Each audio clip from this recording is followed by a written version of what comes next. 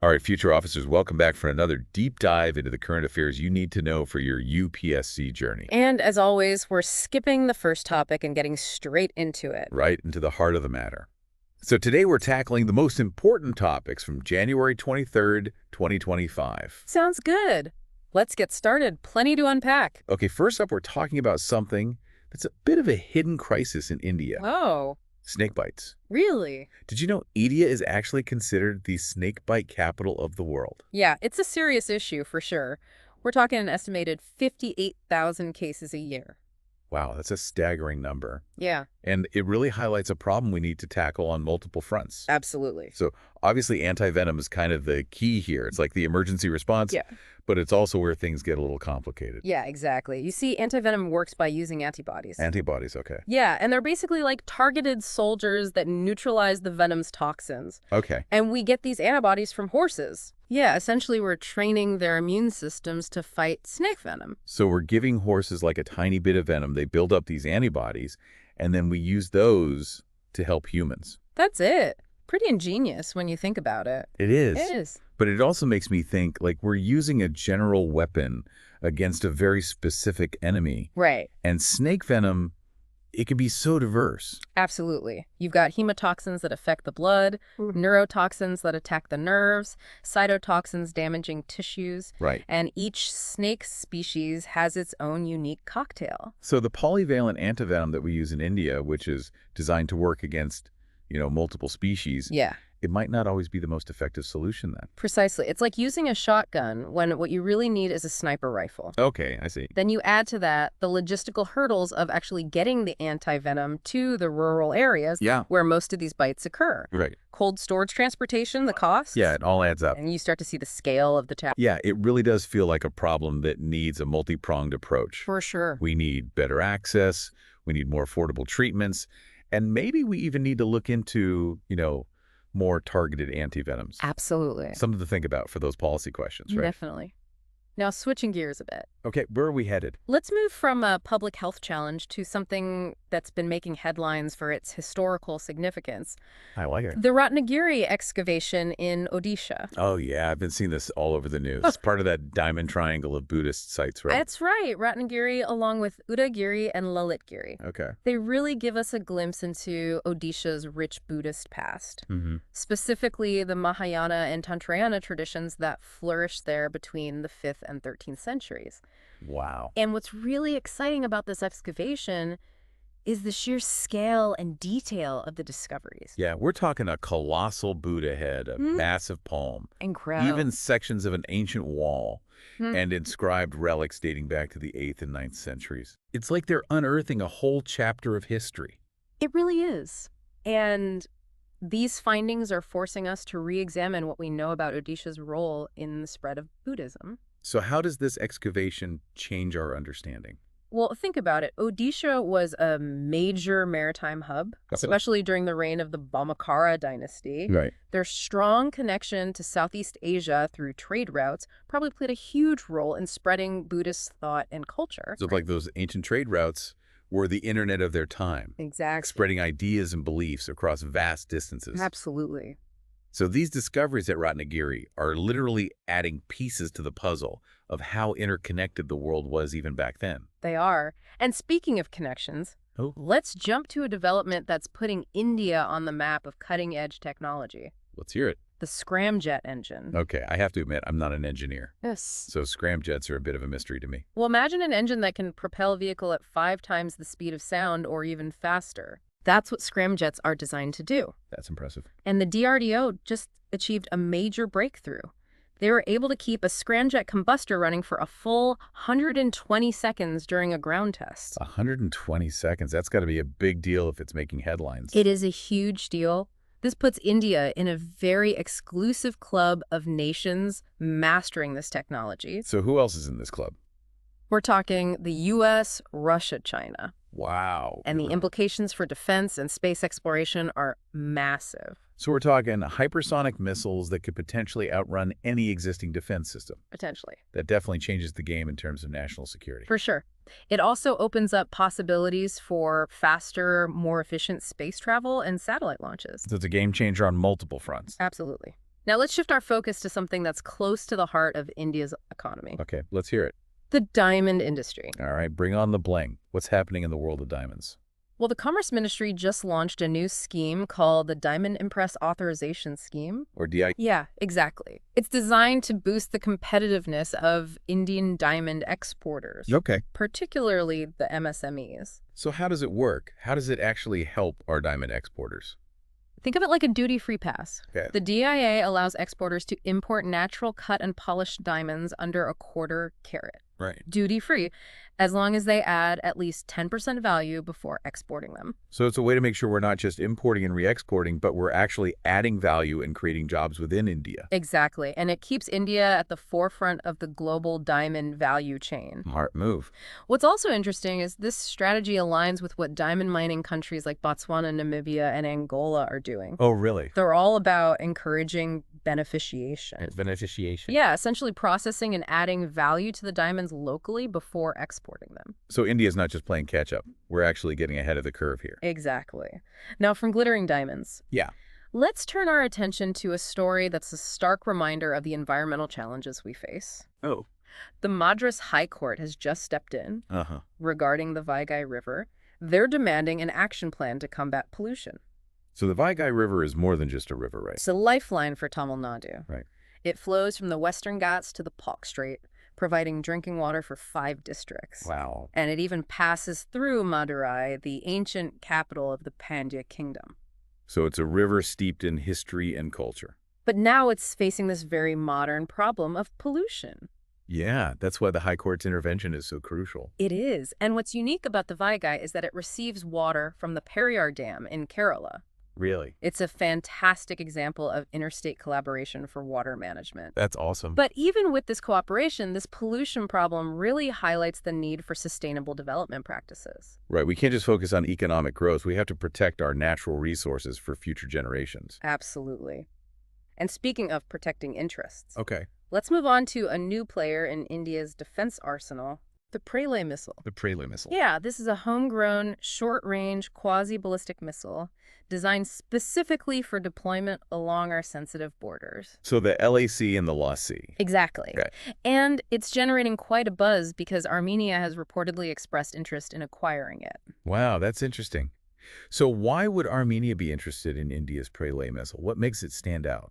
Well, for one, it's highly mobile and versatile. Okay. It can be launched from a mobile platform, making it easy to deploy and maneuver. Okay. But the real game changer is its maneuverability. Maneuverability. Yeah. Unlike traditional ballistic missiles that follow a predictable arc, Right. the Prelay can actually alter its trajectory mid-flight. Wait, so it can dodge enemy defenses? Yeah. That's pretty impressive. And a bit unnerving, if I'm being honest. It's definitely a powerful deterrent. Yeah. It's got a range of 150 to 500 kilometers Yeah. and a terminal speed exceeding Mach 6. That's 7 times the speed of sound. It is. So it packs a serious punch. This development raises some important questions about regional security dynamics, for sure. It does. And how this technology might influence future conflicts. Okay, from a cutting-edge missile to a mountain that's reclaimed its original name, Oh. Denali. Ah. Remember when it was still called Mount McKinley? Right. What's the story behind this name change? Well, it's all about recognizing and respecting indigenous history and culture. Okay. Denali is the Koyukon Athabascan name for the mountain, used by the native people of the region for centuries. So the name Mount McKinley was adopted in the late 19th century. That's right. And many saw it as a symbol of colonization, erasing the indigenous heritage associated with the peak. Exactly. So renaming it back to Denali is a way of acknowledging the original inhabitants and their deep connection to the land. Absolutely. But it's not just about the name, right? Denali is a pretty spectacular mountain in its own right.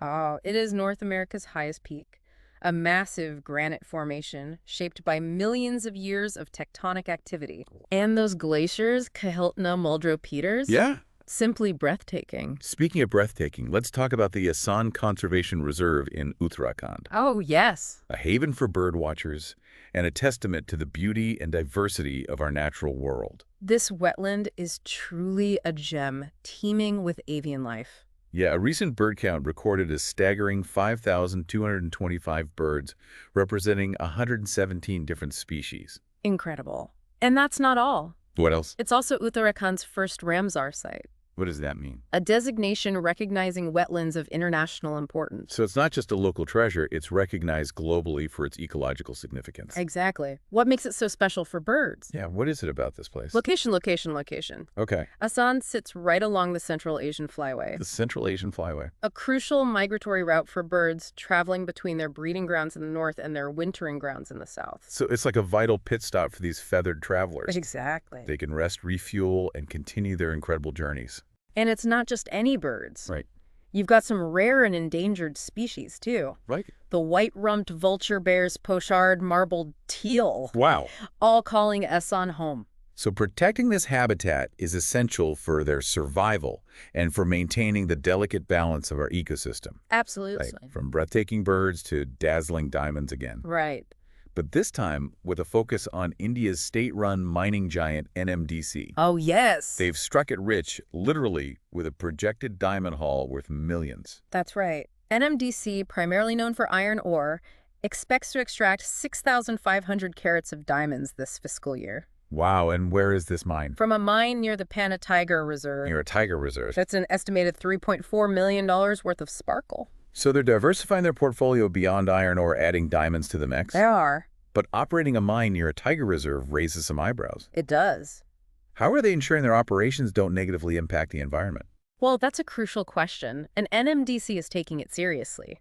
They're committed to sustainable mining practices. Okay. And they've actually earned a 5-star rating from the Indian Bureau of Mines for all their mining complexes. That's impressive. That indicates a high level of environmental compliance. So they're not just extracting resources, they're doing it in a way that minimizes their environmental footprint. Exactly. Great to see a company taking a proactive approach to sustainability, showing that economic development and environmental responsibility can go hand in hand. Absolutely.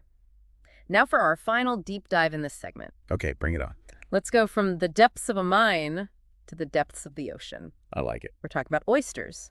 And no, not the kind you eat. Okay, I'm intrigued. This is about a fascinating discovery that could have major implications for global health. What's so special about oysters? Well, new research suggests that these humble shellfish might hold the key to combating antibiotic-resistant bacteria. Really? Scientists at Southern Cross University have been studying the immune defenses of oysters. Right. And what they found is quite remarkable. You got to give it to oysters. They live in some pretty harsh conditions. Right. I imagine their immune systems have to be pretty tough to survive in those environments. You're absolutely right. They're constantly exposed to a diverse array of microorganisms. Yeah. So they've evolved some pretty sophisticated defense mechanisms. So what have they found? Well, researchers have discovered that certain antimicrobial proteins in oyster hemolymph, it's their equivalent of blood, Okay. can effectively kill some of the bacteria that are becoming resistant to our conventional antibiotics. Wait, are you saying that oysters could be the source of new antibiotics that can overcome antibiotic resistance? It's a very real possibility. These oyster proteins have shown promising results in lab tests, Incredible. targeting and killing even drug-resistant bacteria. Wow. It just goes to show that nature often holds the solutions to some of our most complex problems. It's like a reminder that we need to pay attention to the natural world, not just for its beauty, but for the potential it holds to solve some of humanity's biggest challenges. I couldn't agree more. Welcome back. Ready to continue our exploration of today's most crucial current affairs? Absolutely. I'm eager to dive back in. Yeah. Where do we go next on our journey? Well, let's revisit a story we touched on earlier, the Pralay missile and Armenia's interest in acquiring it. Okay. It's worth digging a bit deeper into why this is making waves in the defense world. Okay. I'm all ears. Remind us what's so special about this missile that's got everyone talking. The Pralay is a short-range quasi-ballistic missile Good. designed specifically for deployment along India's sensitive borders, the LAC and the Ladakh. Right. It's a potent weapon system with a range of 150 to 500 kilometers and a terminal speed exceeding Mach 6. That's 7 times the speed of sound. So it's fast, it has decent range, and it's designed for the specific challenges of our border regions. But what makes it stand out from other missile systems? Its maneuverability. Unlike traditional ballistic missiles that follow a predictable arc, the Pralay can actually change its trajectory mid-flight. Wait, so it can dodge enemy defenses? Yeah. That's a game changer. No wonder Armenia is interested. Exactly. This maneuverability makes it extremely difficult to intercept, Hmm. significantly enhancing its effectiveness in a conflict scenario. Wow. It's a prime example of how India is pushing the boundaries in missile technology. It's a reminder that we're not just keeping pace with global advancements, we're actually leading the way in some areas. Now let's shift gears from high-tech weaponry to a story that's close to home, literally the snakebite challenge in India. This is a crisis that often flies under the radar, but it's one that we need to address regionally. As we discussed earlier, India bears the unfortunate distinction of being the snakebite capital of the world, with an estimated 58,000 cases every year. Yeah, it's a stark reminder of the vulnerabilities that exist, especially in our rural communities. Yeah. We talked about antivenom being the primary treatment, but it sounds like there's more to the story than just having enough antivenom available. You're right. It's not just about quantity, it's about accessibility, affordability, and even awareness. The reality is that many snakebite victims, especially in remote areas, don't have timely access to healthcare facilities that can administer antivenom. So we're talking about a complex problem with multiple layers, geographical barriers, economic constraints, and even a lack of awareness about the importance of seeking immediate treatment. Exactly. And then there's the issue of the antivenom itself. While polyvalent antivenom is effective against a range of common venomous snake species, it's not a one-size-fits-all solution. Okay. We need more research into species-specific antivenoms, particularly for those snakes found in specific regions. So it's about having the right tools for the job, so to speak. And it sounds like this is where government policies and public health initiatives play a crucial role, ensuring that antivenom is not only available, but also accessible and affordable to those who need it most. Absolutely. It's about bridging the gap between having a life-saving treatment and ensuring it reaches the people who need it when they need it. Now, let's move from the world of antivenom to a story that highlights the importance of conservation efforts. The Asan Conservation Reserve in Uttarakhand. Ah, Asan, a haven for bird watchers and a testament to the incredible biodiversity of our country. We touched on this earlier, but I'm eager to learn more about what makes this place so special. Asan is truly a gem, both for its natural beauty and its ecological significance. It's a wetland teeming with life, with a recent bird count recording an incredible 5,225 birds from 117 different species. That's a testament to its rich biodiversity and its importance as a habitat for both resident and migratory birds. So it's not just a sanctuary for birds, it's a vital stopover point for those on their incredible journeys across continents. It's like a global avian highway, and Asan is a crucial rest stop along the way. You've got it. Asan is located right on the Central Asian Flyway, a major migratory route for birds traveling between their breeding grounds in the north and their wintering grounds in the south. This makes it a crucial link in a global chain of habitats that sustain these amazing creatures. And we're not just talking about any birds, right? Some of these are endangered or vulnerable species that depend on places like Asan for their survival. Absolutely. Asan is home to several species of concern, including the white-rumped vulture, the bear's pochard, and the marbled teal. Their presence underscores the importance of protecting this wetland and ensuring it remains a safe haven for these vulnerable populations. It's a reminder that conservation is not just about preserving pretty landscapes. It's about protecting the intricate web of life that sustains us all. Now let's talk about diamonds again, but this time from a different angle. We discussed the government's new DIA scheme aimed at boosting diamond exports. But what about the actual mining of these precious stones? That's where NMDC comes in, India's state-run mining giant. Mm-hmm. They're not just about iron ore anymore. They're also involved in diamond mining, and they're expecting a significant yield this year. I remember reading about that 6,500 carats of diamonds worth an estimated $3.4 million. That's a substantial contribution to the economy. But what's intriguing is that they're operating a diamond mine near the Panna Tiger Reserve. How do they balance their mining operations with the need to protect such a sensitive ecosystem?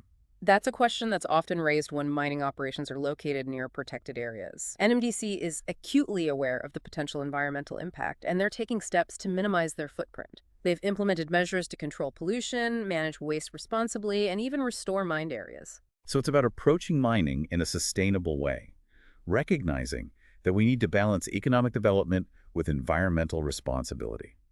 It's a reminder that we can't just extract resources without considering the long-term consequences. Exactly. It's about finding that sweet spot where we can utilize our natural resources without jeopardizing the delicate balance of our ecosystems. Now for our final deep dive in this segment, let's journey to the ocean depths and explore a fascinating discovery that could have major implications for global health. We're talking about oysters, but not the culinary kind. That's right. We're delving into the world of oyster immunity, and it's a story that highlights the incredible potential of the natural world to provide solutions to some of our most pressing challenges. I'm all ears. What's so special about these seemingly unassuming shellfish? Well, scientists have been studying the immune defenses of oysters, and what they've found is quite remarkable. Oysters live in environments teeming with microorganisms, so they've evolved some impressive mechanisms to protect themselves from infection. So they're constantly battling bacteria and other microbes. That makes sense considering their habitat. Precisely. And here's where it gets really interesting.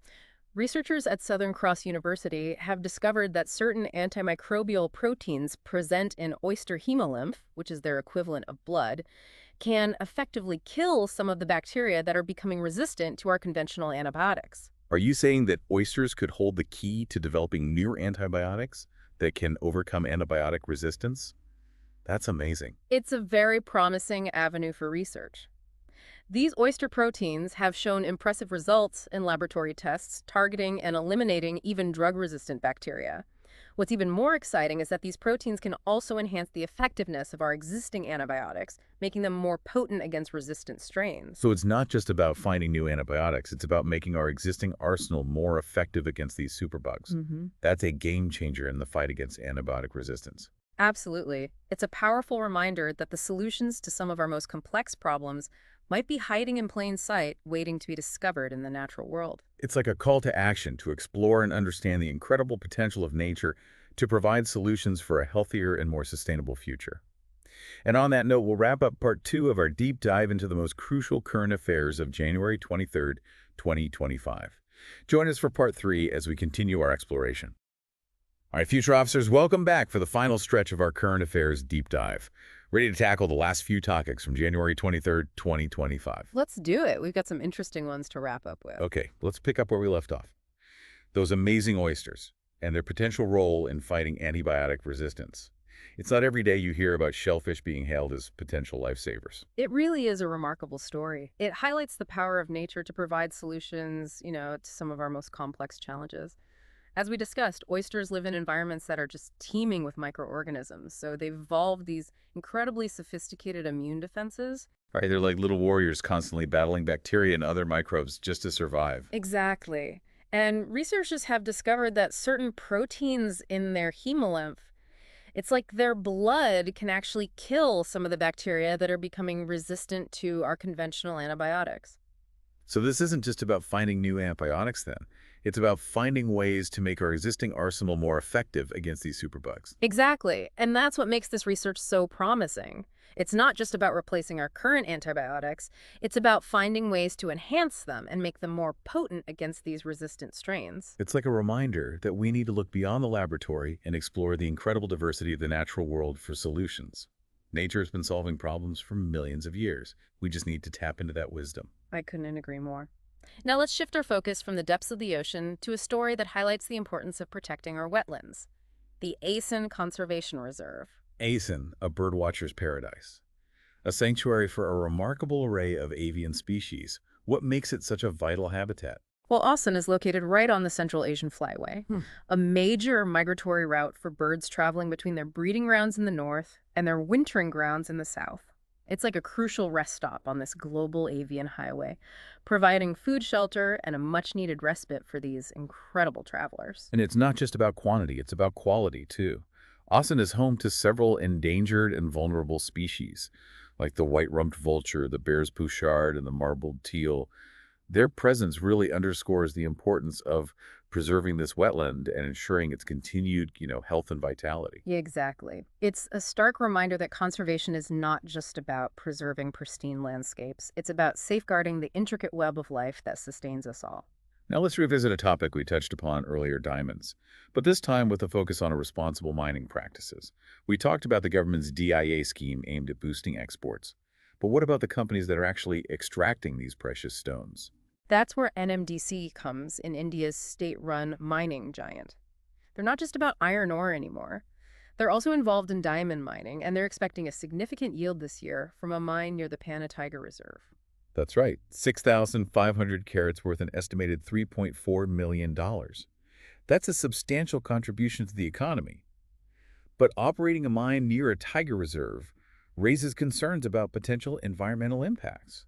How is NMDC addressing those? Well, they're acutely aware of the need to balance economic development with environmental responsibility. So they've implemented a range of measures to control pollution, manage waste responsibly, and even restore mined areas. And their efforts have been recognized. They've earned a 5-star rating from the Indian Bureau of Mines for all of their mining complexes, Wow. indicating a high level of environmental compliance. So they're walking the talk, demonstrating that responsible mining is possible. It's encouraging to see a company taking such a proactive approach to sustainability, setting an example for others in the industry. It's a positive sign that things are moving in the right direction. Now for our final story, let's travel back in time and explore the fascinating discoveries being made at the Ratnagiri Buddhist site in Odisha. It's a glimpse into India's rich cultural heritage and the enduring legacy of Buddhism. Ratnagiri is part of Odisha's famous Diamond Triangle of Buddhist sites, along with Udagiri and Lalitgiri. And the recent excavations there have unearthed a treasure trove of artifacts. Like what? Well, we're talking a colossal Buddha head, a massive palm sections of an ancient wall, and inscribed relics all dating back to the 8th and 9th centuries AD. These discoveries are not just pieces of the past. They're like windows into a bygone era, allowing us to connect with the beliefs, the practices, the artistic expressions of a civilization that flourished centuries ago. Exactly. And they're also helping us to better understand the historical context of Buddhism in Odisha, particularly its links with Southeast Asia. Right. Odisha was a major maritime hub, especially during the reign of the Vamakar dynasty, and its strong connections to Southeast Asia through trade routes likely played a significant role in the spread of Buddhism throughout the region. It's a reminder of how interconnected the world was even back then, how ideas and beliefs traveled along those ancient trade routes, shaping the cultural landscape of entire regions. Now, there you have it, future officers. We've explored a wide range of current affairs, from cutting-edge technology and groundbreaking scientific discoveries to the challenges of public health, environmental conservation, and the enduring legacy of our cultural heritage. It's been quite a journey. It has. And remember, staying informed about current affairs is not just about memorizing facts. It's about developing a critical understanding of the world around us, recognizing the interconnectedness of events, and appreciating the diverse perspectives that shape our understanding of these complex issues. It's about connecting the dots, seeing the bigger picture, and developing those analytical skills that are so essential for success in the UPSC exam and beyond. So keep those minds sharp, stay curious, and never stop exploring the fascinating world of current affairs. Until next time, best of luck on your UPSC journey.